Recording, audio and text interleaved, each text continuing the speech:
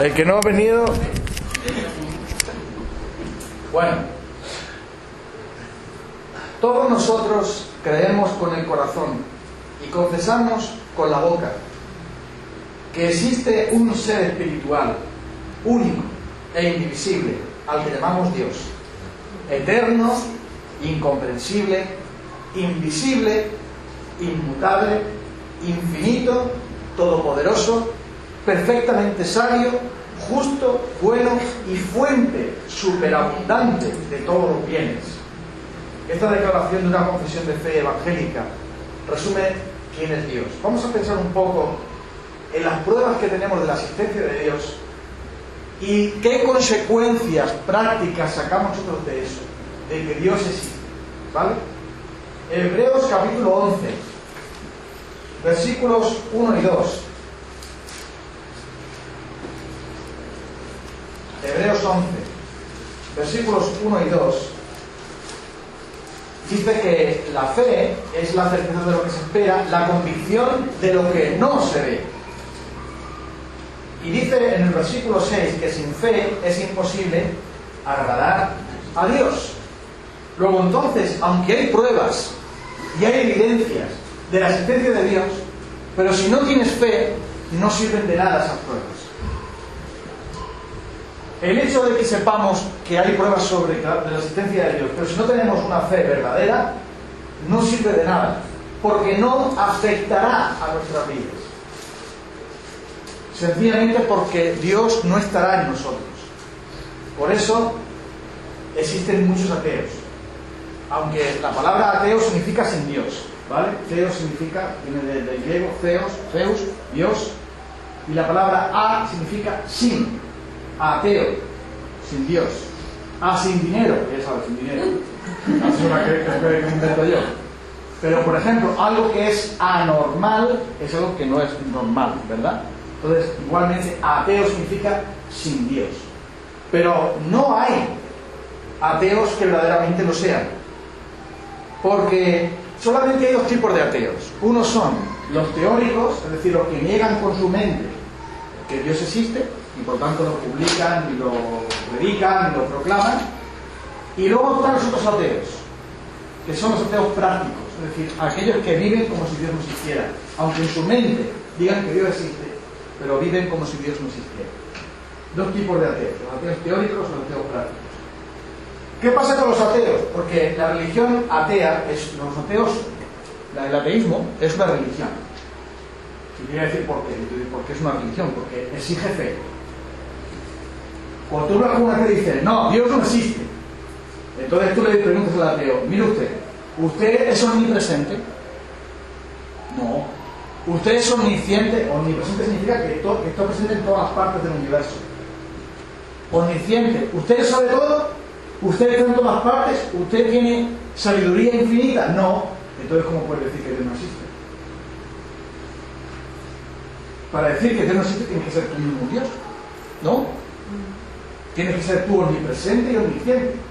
Así que la religión atea enseña un dogma. El dogma es que, según lo que ellos dicen, no hay pruebas de que Dios no existe, por lo tanto Dios no existe, ¿vale? Eso dicen los ateos teóricos. Pero en verdad no se puede vivir sin Dios, porque la religión está en cada uno de nosotros.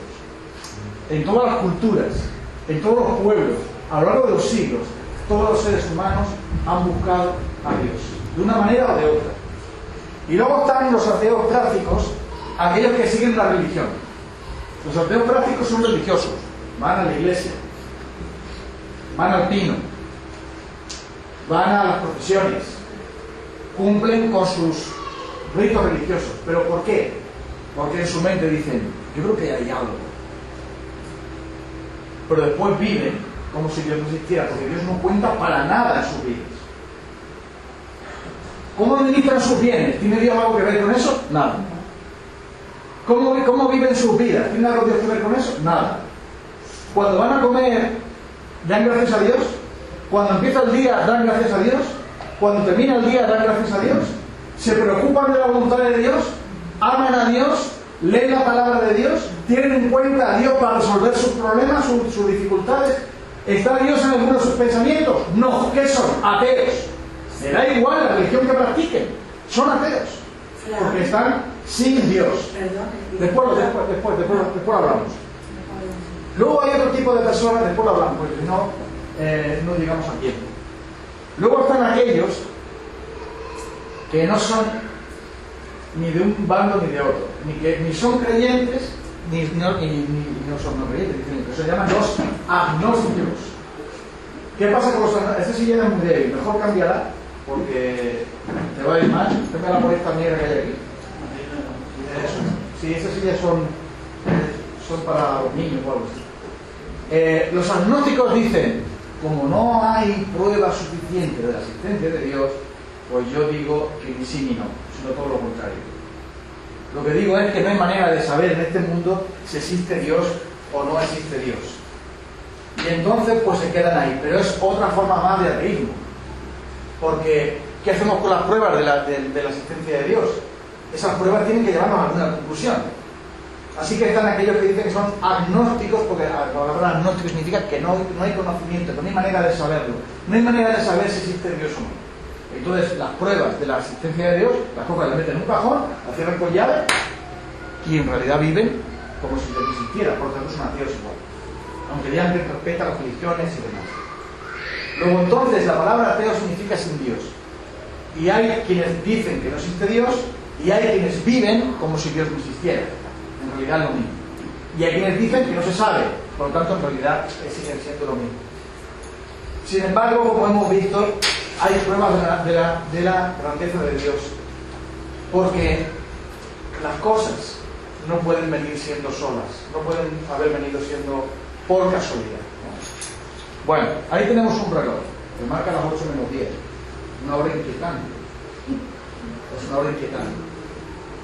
Si yo le dijera que ese reloj se ha hecho solo, ¿qué me diría? Ese reloj se ha hecho solo. Con el tiempo se hizo solo. ¿Me creerían? No. ¿Por qué? Porque se necesitan manos para poder manejar. Hay un diseño, ¿verdad? Hay un diseño. Tú miras el reloj, yo creo que costaría 2 o 3 euros, pero más no. Porque somos pobres, una iglesia pobre, estamos en un garaje, ¿qué quiere? No va a poner un reloj de oro ahí.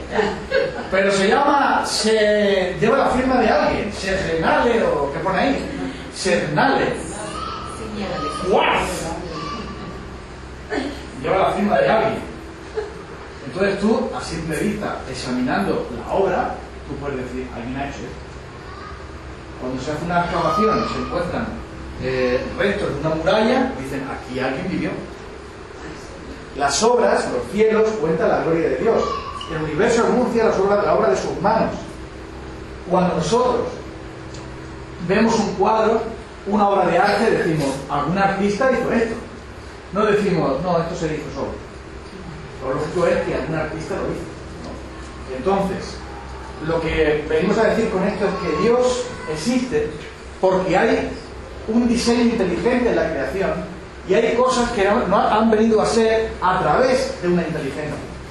De la misma manera que dicen que existen los ovnis, eso lo dicen algunos, no se sabe, que hay una inteligencia superior. Es curioso que los ateos creen los ovnis, no creen en Dios, pero creen los ovnis. Creen en la inteligencia superior, pero Dios no. En los ovnis sí. Pues si dicen que hay una inteligencia superior, pues la inteligencia superior es Dios. ¿Y eso por qué? Porque no solamente las cosas que Dios ha hecho, sino que nosotros mismos tenemos la prueba de que Dios existe. En nosotros mismos. ¿Por qué tenemos la prueba? Sencillamente porque tenemos un alma. El alma, que es la parte espiritual de nuestro ser, tiene sentimientos, tiene voluntad y tiene conciencia o mente. Hay un programa en la tele que a Antonio también le gusta mucho sobre los perros. Unos perros muy malos que tienen unos dueños que no saben ni trabajar con ellos, entonces pues va una disfraz de perros y entonces a los perros los pone firmes. Y el otro día vi un programa sobre esto. No sé por qué los pastores tienen que ver programas de los perros, pero bueno. Vi el programa sobre esto y resulta que le estaba echando la bronca el administrador, que dice: ustedes tienen la culpa de que este perro se porte mal. Y entonces decía la mujer: no, es que si le regaño al perro porque hace esas cosas, se va a poner triste. Y le dijo: oiga usted, los perros no tienen sentimientos. ¿Cómo que no? No, son seres irracionales. Los perros solamente tienen instintos, no razonan, no tienen sentimientos, no tienen alma.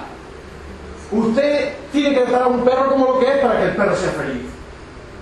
Pero si tú lo tratas como una persona y lo cuidas como una persona, está dañando al perro y el perro no va a ser feliz.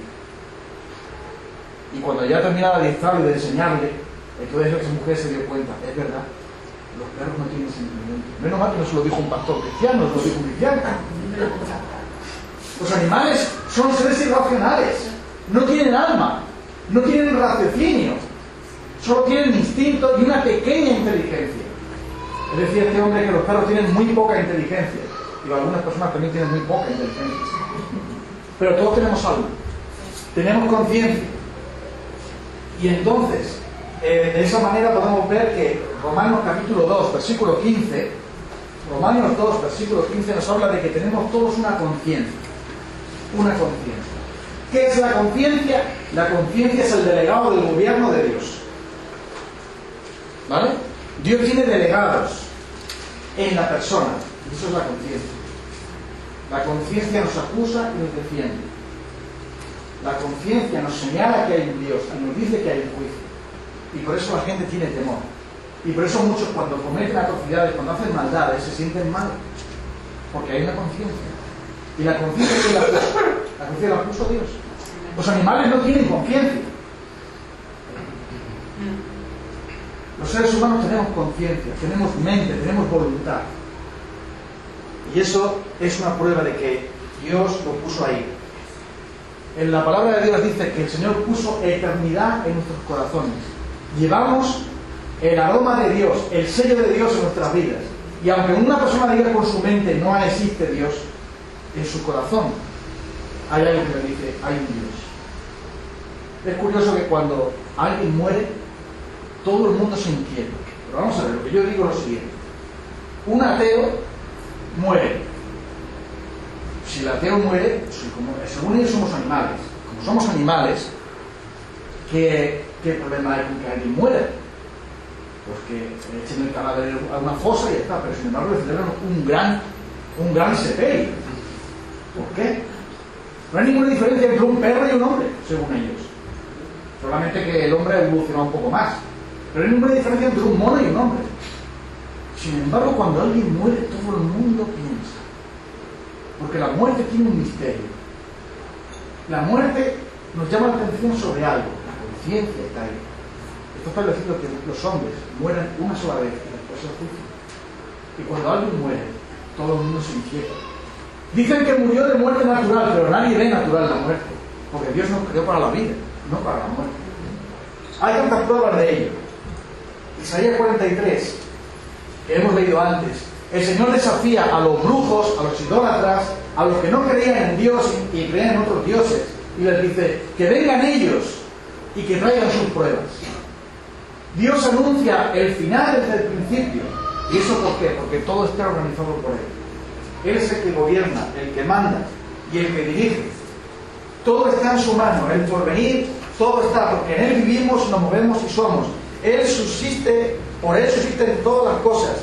Dios todo lo gobierna. ¿Y sabes cuál es la gran prueba de que Dios existe? Aparte de la creación, aparte de la conciencia del corazón de cada persona, la gran prueba de que Dios existe es el mal, el diablo. Porque si Dios no existiera, no tendría un enemigo. No. Dios tiene un gran enemigo, que es el diablo. ¿Y hay alguien en su sano juicio que diga que el mal no existe? ¿Hay algún ateo que pueda decir: no, mira, no existe el mal? Solamente que no estamos muy evolucionados. Pero cuando estemos evolucionados mejor, entonces acabaremos con el mal. Eso no funciona. El mal existe, porque existe el bien. Y por eso existe Dios. Porque hay un diablo que trabaja para derribar la obra de Dios. En los canales estos digitales, que ahora por fin veo la tele, porque ya pusimos la antena. Antes estaba viendo la tele por internet, el culebrón ese que veo con mi mujer pero ahora ya que puedo ver la tele, es un culebrón muy bueno. Mamá es para siempre. Ahora puedo ver la tele, ¿sabes? Cuando pusimos la antena, a ver cuántos canales se ponen, y entonces aparecen un montón de canales que se llama Esotidec. Esotidec 1, Esotidec 2, Esotidec 3. ¿Qué es todo eso? ¡Brujas! Todos son brujos. Con la vela, con la calavera, no sé cuánto ahí. ¿Y qué signo eres? Pues mira, y no sé si te quiere o no te quiere, espera que ya echan las cartas. Canales enteros con los brujos. Eso es una prueba de que Dios existe. Porque existe todo ese tipo de falsedad, de mentira, de magos, de divinos, y todos ellos son secuaces del diablo. Pensemos en las consecuencias y aplicaciones de todo esto que hemos visto, de que Dios existe. En primer lugar, es que un ateo es una persona desventurada. Es una persona desventurada. Porque el ateísmo, en cualquiera de sus formas, conduce a la desesperación más grande. No hay esperanza. No hay nada que prevalezca. Simplemente es conducirte a la depravación y a la desesperación. Los grandes ateos, muchos de ellos han sido personas depravadas, porque no tenían ningún temor. Hay un monumento en un país de estos de la antigua Yugoslavia, dedicado a la hambruna que hubo en ese país. Estaba escuchando una noche en la radio. Stalin, que fue un gran monstruo. Si Hitler fue un monstruo impresionante, un enviado de Satanás, Stalin fue una de las personas más horribles que ha pisado esta tierra. Y él le quitaba a la gente el trigo para comerciar con él, y los niños se morían de hambre. Y hay un monumento en un parque, en un programa de viajes, donde aparece la estatua de una niña hambrienta que recuerda los años en que ese monstruo Stalin, el monstruo del comunismo, gobernaba. Si no hay Dios, entonces no hay temor de Dios. Entonces no hay justicia. Entonces no hay sentido para la vida, ni consuelo, ni felicidad en este mundo. Porque al final te mueres y no queda nada. Comamos y bebamos que mañana moriremos. No hay conciencia de nada. Sin embargo, eso no funciona. Porque aunque el ateísmo diga, no te preocupes, que Dios no existe. ¿Vale? Como Dios no existe, pues entonces drógate todos los días. Roba todos los días. Vive, vamos, desesperadamente todos los días, pero nadie hace eso, porque saben que no, que la muerte no es el final. Así, es verdad que muchos viven como si Dios no existiera, o mejor dicho, creen, pero no creen. Dice que hay muchos, dice el apóstol Pablo, escribiendo a Tito, dice que hay muchos que profesan la piedad, es decir, dicen, soy cristiano, soy piadoso, soy temeroso de Dios, pero con sus hechos lo niegan. Esos son los peores ateos. Aquellos que dicen, soy creyente, pero con los hechos niegan lo que están haciendo, niegan lo que están diciendo. A esos hay que evitar, porque hay una cosa peor que ser ateo, y es ser un hipócrita. Eso es peor todavía, porque el ateo puede llegar a una conclusión errónea a través de sus estudios y de su inteligencia o de su... pero ser un hipócrita, ahora leemos un poquito más de eso. En Malaquías capítulo 3, versículos 15-18, vemos cuáles son las consecuencias de no creer en Dios. ¿A dónde te conduce no creer en Dios? No creer que existe Dios tal como Él se ha revelado en su palabra. 3, versículos 15-18. Malaquías 3, 15-18. Mira lo que dice. Decimos pues ahora, bienaventurados son los soberbios y los que hacen impiedad. No solo son prosperados, sino que tentaron a Dios y escaparon. Cosa más mala, ¿no? Entonces los que tenían a Jehová hablaron cada uno a su compañero, y Jehová le escuchó y oyó, y fue escrito el libro de memoria delante de él para los que temen a Jehová, para los que piensen en su nombre.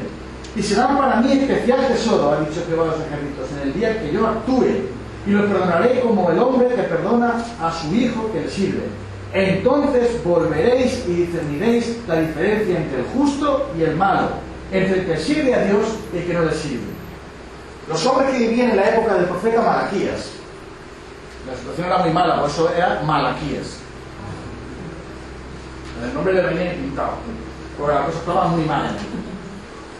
Eran personas que profesaban la religión, pero estaban muy lejos de Dios. Y estos hombres decían, los que eran creyentes decían, Dios mío, a los malvados le va bien, pues no va mal. A los corruptos, a los mentirosos, a los soberbios, a los malvados les va bien la vida. Y a nosotros nos va mal. O como el apóstol Pablo dice, somos todos los días perseguidos. Somos tenidos como ovejas de matadero. Todo el día nos persiguen. Entonces lo normal es pensar, pues vaya mundo este, aquí no hay Dios. Eso es lo que la gente dice. Si Dios existiera, no habría hambre, no habría injusticias, no habría muerte, no habría corrupción. Pero Dios dice, habrá un día en el que todo eso se explicará. Habrá un día en que se notará quiénes son los justos y quiénes no son los justos. Quiénes sirven a Dios y quiénes no sirven a Dios. Porque realmente, si Dios no existe, entonces todo es desesperación. Tú piensas por un momento en la madre que ha perdido a su hijo porque un malvado lo mató. Y no se sabe quién ha sido el malvado. ¿No habrá justicia para esa persona? Todos los días se cometen barbaridades, delitos, y la justicia solamente recoge unos cuantos de esos delitos. Pero si no hay Dios, entonces no hay justicia. Entonces los malvados triunfan. Entonces el mundo es desesperante. Y cuando alguien dice, no hay Dios y no hay justicia, se va al puente de Silva y se tira para abajo. El suicidio es la primera causa de muerte en este país. La primera causa de muerte no natural, de muerte no por enfermedad. Porque cuando uno dice, no hay ningún Dios que me juzgue, nada, no hay justicia, no hay nada, entonces ¿para qué vivir? Me tiro. Pero la palabra de Dios dice que hay Dios en la tierra, que aunque los perversos prosperen, Dios les va a juzgar. Y por lo tanto, hay una justicia divina que se va a establecer, y en eso tenemos que esperar nosotros, cada uno de nosotros. Porque el Señor ha dicho, mía es la venganza, yo pagaré, el Señor, a su debido tiempo. Él juzgará a cada uno. Y por tanto, aquellos que se escapan de los jueces terrenales y de la justicia humana, que es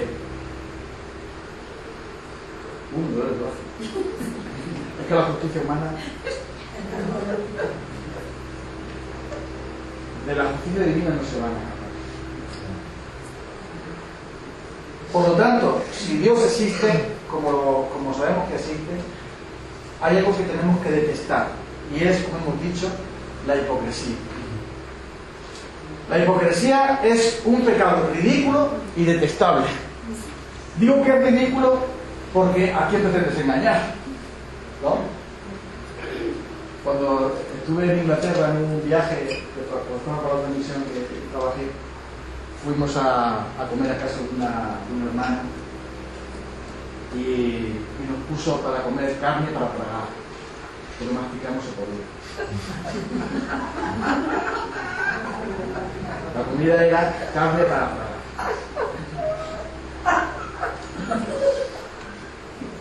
¿Y cuántos litros de agua se bebía? Y después que nos mirábamos, mi jefe, bueno, el secretario de la misión con el que yo estaba, nos mirábamos los dos, y entonces la señora pues nos preguntó que si nos gustaba la comida. ¿Y qué nos parecía la comida? Ella lo había hecho por todo el amor del mundo. Claro, es mucho creer que los ingleses saben cocinar. Los ingleses saben cocinar por fe, por vista no. Lo digo por experiencia, ¿eh? Espero que esto no lo digan los ingleses. Bueno, con los postres es algo. El caso que nos dice, ¿qué te parece la comida? Y entonces... Wonderful. Very nice. Vale, muy rico, maravilloso. Pero qué hipocresía. Bueno, eso era un poco, no sé, pero ¿no te parece algo absurdo eso? La hipocresía es aquellos que dicen, ¿crees en Dios? Claro, sí, sí, más que tú. ¿Y dónde está Dios en tu vida? Y cuando acaba de asistir a su función religiosa, coge la iglesia y la guarda en un cajón hasta el domingo que viene. Bueno, algunos ni siquiera la guardan en el cajón, la dejan en la iglesia directamente para no tener que cargarla. Y guardan ahí la Biblia hasta el domingo que viene. Si es que llevan la Biblia.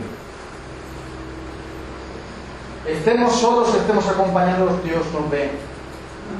Y tenemos que desechar la hipocresía, porque si Dios existe, entonces no podemos ser falsos con Él. Porque Dios nos ve. Dios no. Y además, si Dios existe, como sabemos que existe, tenemos que confiar en Él. Porque Él ha dicho que nos va a socorrer en la tentación. ¿Es verdad eso? Sí. ¿Lo dice la Biblia en alguna parte? Sí. ¿Ya? Dios ha dicho que no nos va a dejar nunca solos. ¿Lo dice la Biblia en algún sitio? Sí. Yo estoy con todos los días hasta el fin del mundo. Dios ha dicho que en la prueba nos va a dar la salida para poder soportar. ¿Lo dice la Biblia? Sí.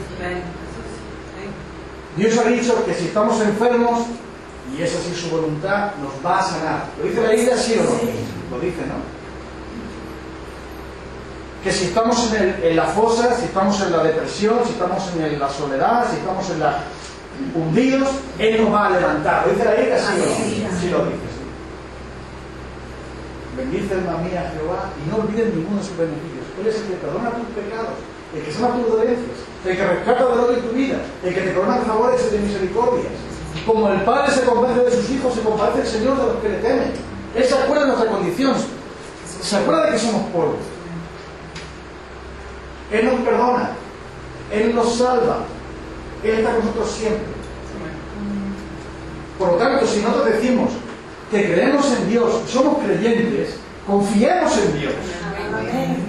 Porque sus promesas tienen que ser y son la verdad. Y hay que demostrar que verdaderamente somos de Él. Él escucha nuestras oraciones, ¿sí o no? Sí.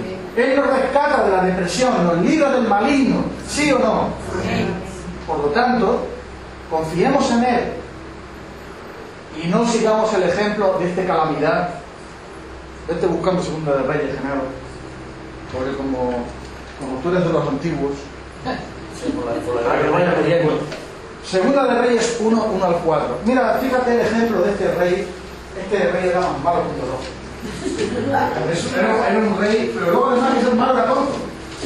Porque hay gente que son malos y listos, pero este era malo tonto. Y no vas a ver por qué. Fíjate lo que se le ocurrió hacer. Segunda de Reyes 1, 1 al 4. Si quieren luego leer todo lo demás, porque es del 1 hasta el 12 por ahí. Pero vamos a leer del 1 al 4 para que vean lo que pasó ahí. Muerte de Ocosías. Así se llamaba este hombre, Ocosías. Espera tú qué nombre. Venga, lee. Después de la muerte de Acab, se rebeló Moab contra Israel, y Ocosías cayó por la ventana de una sala de la casa que tenía en Samaria. Y estando enfermo, envió mensajeros y le dijo: id y consultad a Baal-Zebub, Dios de Ecrón, si he de sanar de esta mi enfermedad.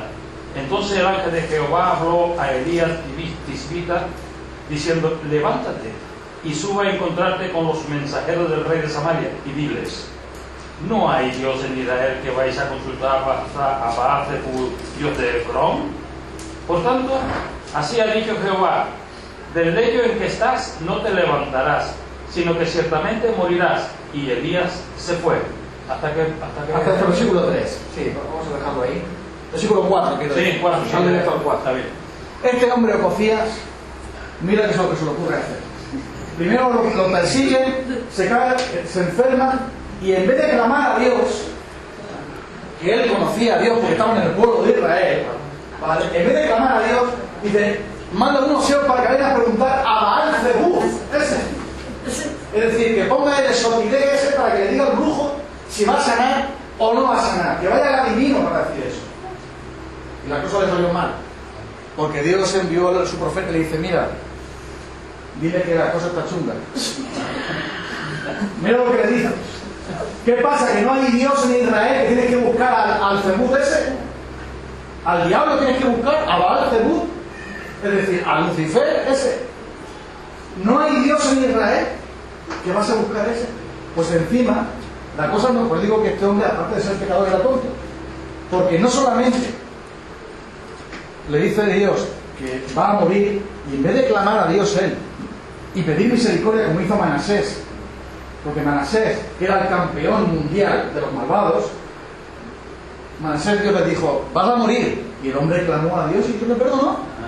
Manasés, que dice la Biblia que Manasés se pasó haciendo lo malo, que ya se pasó. Pero este hombre, en vez de clamar a Dios, ¿sabe lo que hace? Manda un ejército contra Elías para capturarlo. Hay que ser tonto de narices. Es que una cosa es ser pecador, otra cosa es ser pecador y tonto. Y eso es lo que le pasaba a este hombre, la dureza de su corazón.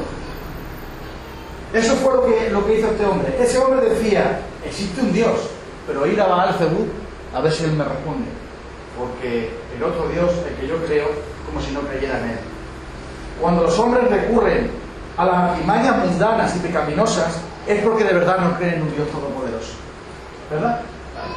Si yo digo que creo en un Dios todopoderoso, pero me voy a adivino para que me la mano, ¿estoy creyendo que yo en un Dios todopoderoso? Si yo digo que creo en un Dios todopoderoso que va a suplir mis necesidades, pero me juego el dinero en la lotería y en el bingo, ¿creo yo en un Dios todopoderoso? Es que si yo soy creyente, tengo que manifestarlo con mis frutos, confiando en el Señor. Aunque no fuera creyente, También. Pero si yo digo que confío en Dios, tengo que jugar limpio. Y tengo que ir por el camino de Dios haciendo las cosas, y no por el camino de la astucia mundana. Y al final, busquemos por lo tanto tener una comunión con Dios para que Dios sea nuestro Dios. ¿Quieren aprender hoy una palabra hebrea? Sí. Si usted aprende una palabra hebrea, es una palabra muy bonita, ¿eh? Es una palabra preciosa. ¿Quieren aprenderla o no? Sí. No lo veo muy convencido. Sí. No soy de aquí. Mira, ya soy hebreo. Pero esta palabra que les voy a enseñar hoy, esta palabra hebrea, si la dicen de corazón, es la más hermosa de todas. Yo creo que es la más hermosa de todas.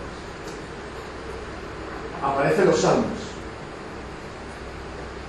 El Salmo 43, versículo 5. No lo busquen, porque se lo voy a decir en hebreo, como creo que se pronuncia. Y si no se pronuncia, Dios sabe cómo se pronuncia. La palabra es Shibolet. Shibolet. Shibolet. ¿Sabes lo que significa Shibolet? Tú eres mi Dios. Tú eres mi Dios. Y el Salmo 43, versículo 5. Cuando un hebreo decía Shibolet, él decía: Dios mío. De clamor, es decir, tú eres mi Dios, en ti confío. Salmo 43, versículo 5. Los hebreos le dicen a Dios esa palabra de intimidad: tú eres mío, yo soy tuyo. Shibolet. ¿Qué dice Salmo 43, 5? ¿Por qué te abates, oh alma mía? ¿Y por qué te turbas dentro de mí? Te espera en Dios, porque aún he de alabar. Salvación mía y Dios. Shibolet. Qué bonito es esto, ¿verdad? ¿Por qué te abates, oh alma mía? ¿Por qué te turbas? Espera en Dios, porque tú eres igual a Él. Mi Dios. La gran promesa del nuevo pacto del Señor era: vosotros seréis mi pueblo, yo seré vuestro Dios. ¿De qué sirve decir que yo creo en Dios si no es tu Dios? Si no tienes una relación personal con Él, si no tienes una comunión viva con Él. Ese es el pacto nuevo. Todo lo que el Señor tiene será nuestro si Él es Shiva, tu Dios. Y a través de Cristo Él es nuestro Salvador. Y por último, si Dios es nuestro Dios, tenemos que servirle y tenemos que adorarle de todo corazón. Eso significa que tenemos que crecer en nuestro amor por Él. Bueno, tengo aquí para hacer alguna cosita. Voy a necesitar, bueno, de momento no voy a necesitar nada, porque voy a necesitar la luz del sol, pero parece que hasta mañana se ha retirado. No voy a poder. ¿Sabes lo que tengo aquí? Es una lupa, ¿no? Sirve para ver cosas chicas, para que vean más grandes. Cuando estábamos en el colegio, a los novatillos, les hacíamos... ¿Cómo que...? Ya va a salir. ¿Qué ocurre si la lupa la ponen así y el sol pasa a través de ella? ¿Qué pasa? Te quema. Entonces, pues a los novatillos del colegio decíamos: mira, vamos a hacer un experimento y tal para que veas cuánta, vas a ver los poros de la piel, los vas a ver muy claramente, porque el sol se va a concentrar ahí y entonces lo vas a ver. Entonces, ahí en pleno sol, en el rectoreo del colegio, colocamos la lupa así, entraba y entonces ponía el brazo ahí, mira, ya, y tal. ¿Y qué pasaba, Anselmo? ¿Qué pasó?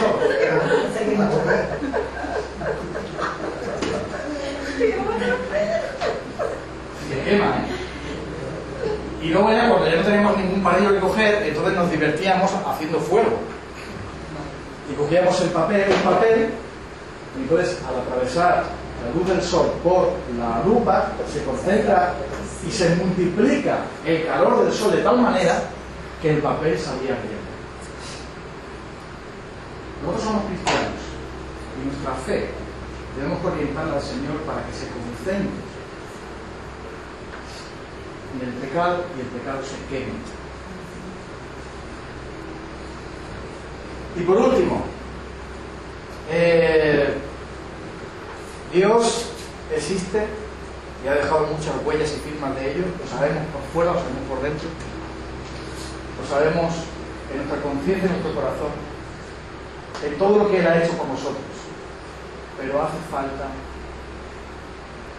que experimentemos su realidad. Voy a necesitar 2 o 3 cucharillas. ¿Hay aquí cucharillas? 2 o 3 cucharillas. ¿En el primer cajón? No, tercero, de arriba abajo. El tercero. Vale. Bien. Tengo aquí un tarro. Que dice aquí miel de reyes. Así nada, ¿eh? Miel de reyes, miel de 1000 flores. No sé si las han contado una por una, todas las flores que ha pasado la abeja. Aquí está la abeja maya, ¿no? Está la abeja moya, o como se llama. Y esta miel es muy buena porque es del pueblo de mi mujer, ¿vale? Entonces hay que decir que allí, por aquí también hay miel. La etiqueta dice elaborado por no sé cuánto, la Solana Ciudad Real, ¿vale? 500 gramos, la etiqueta dice que es miel. ¿A ti te parece que la miel es dulce? ¿La miel es dulce? ¿Sí? ¿Les gusta la miel a ustedes? Sí. ¿A ustedes les parece que esta miel estaría rica? Sí. Pero esa es pura. Sí, esta es miel de 1000 flores. Nos hemos contado una por una, son 1000 flores. ¿A ustedes les parece que la etiqueta dice que es miel de reyes y es de 1000 flores y debe estar muy dulce, ¿verdad? Entonces todos podemos hablar sobre la miel de la Solana, del pueblo de mujer y tenemos que decir que es el mejor pueblo, bueno, todo eso. Podemos hablar de la que es de miel, de 1000 flores, y podemos decir que es un producto muy rico y todo eso. Todos los que estamos aquí podemos decir eso.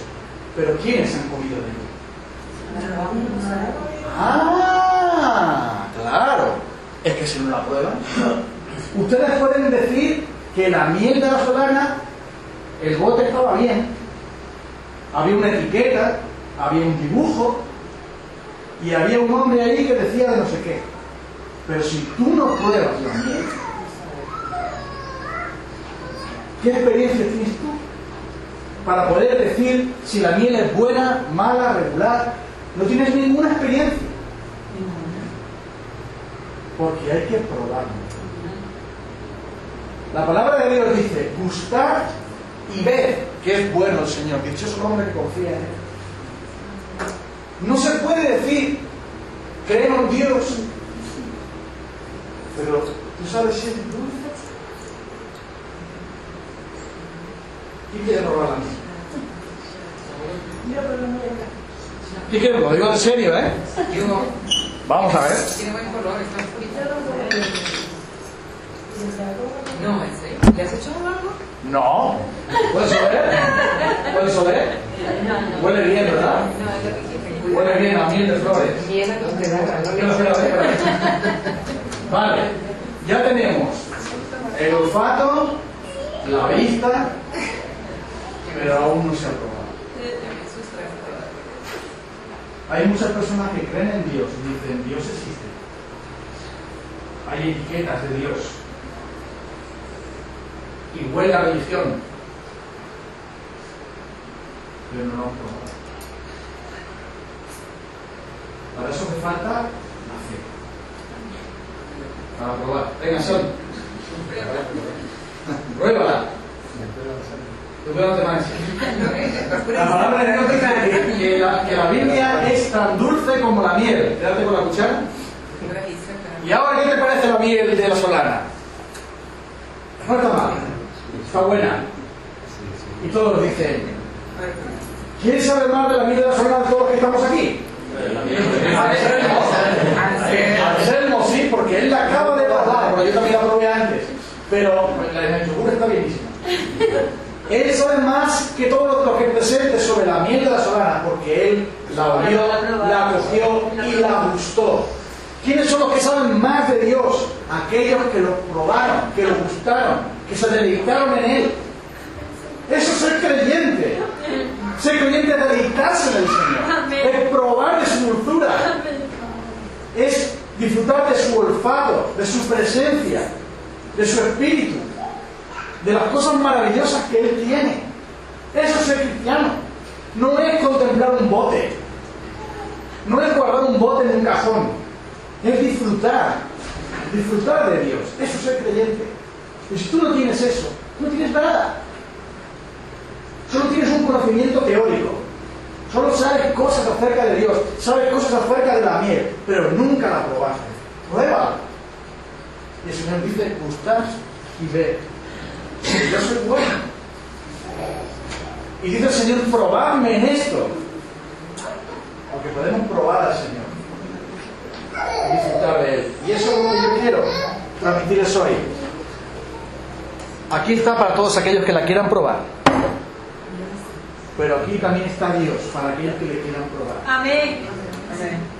Para aquellos que le quieran decir al Señor en esta noche: Señor, quiero tu miel pura. Porque esta vida es amarga, pero tú eres dulce.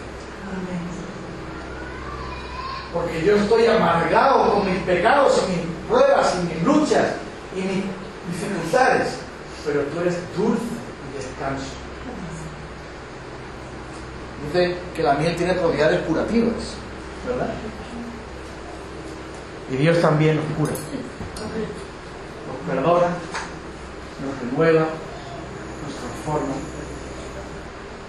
porque Él es delicioso.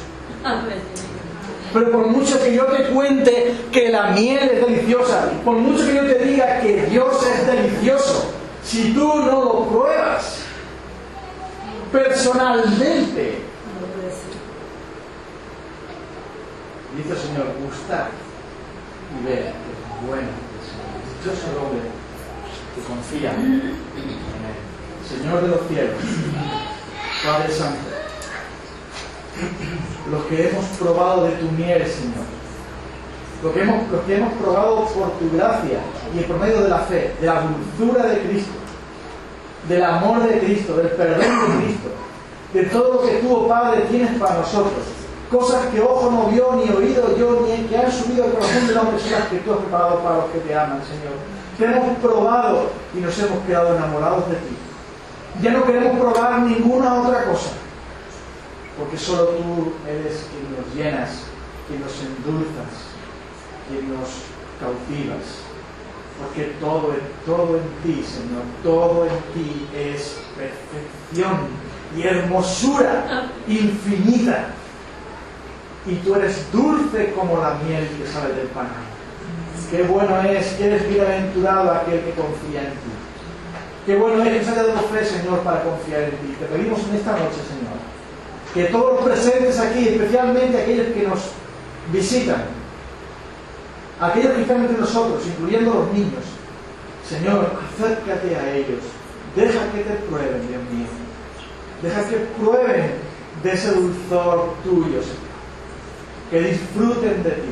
Deja, Señor, que su amargura, que la amargura del pecado sea disuelta en esa miel pura de Cristo Jesús, para que todos los que estamos aquí estemos contigo en el cielo, cuando por fin disfrutaremos de ti por toda la eternidad, sin límites, simplemente gozándonos para siempre, para siempre, para siempre, para siempre. En nombre de Cristo pedimos tu gracia. Amén. Amén, Señor.